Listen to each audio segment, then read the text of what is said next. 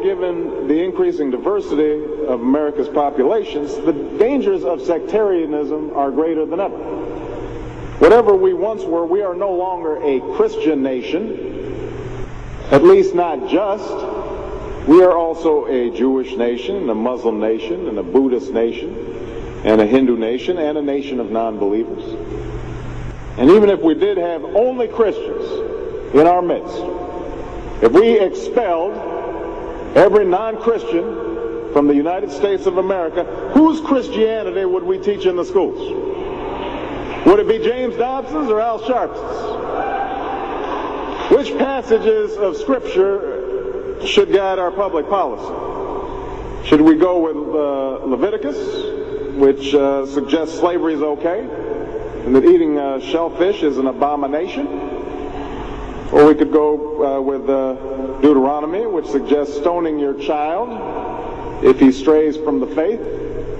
Or should we just stick to the Sermon on the Mount, a passage that is so radical that it's doubtful that our own Defense Department would survive its application?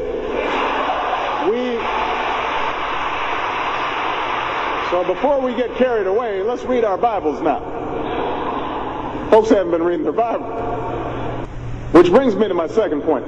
Democracy demands that the religiously motivated translate their concerns into universal rather than religion-specific values. What do I mean by this? It requires that their proposals be subject to argument and amenable to reason.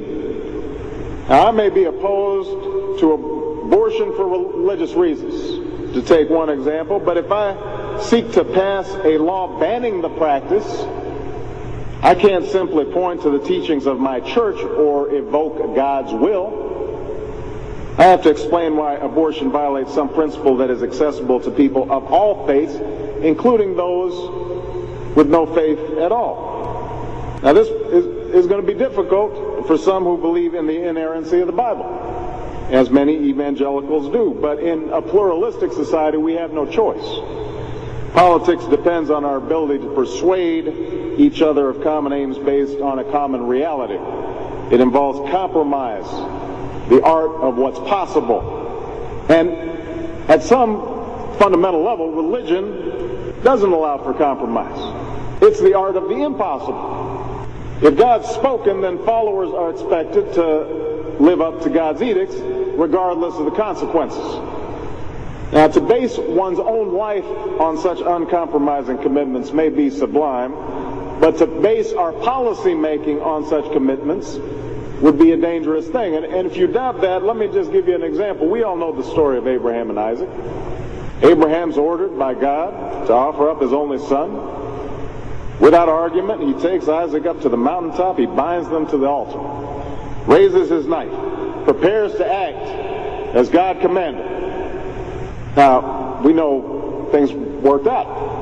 You know, God sends down an angel to intercede at the very last minute.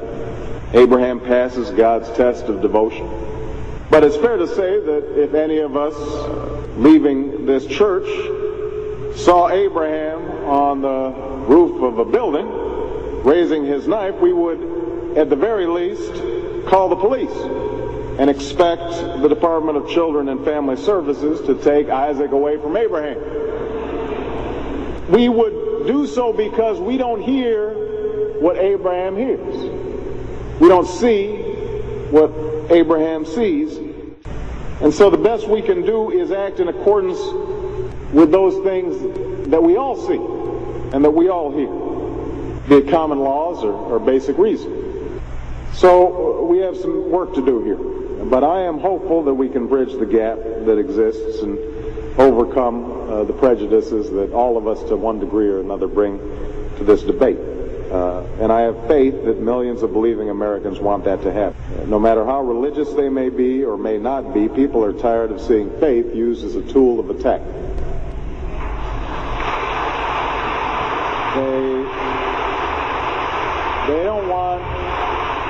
They don't want faith used to belittle or to divide, because in the end, that's not how they think about faith in their own lives.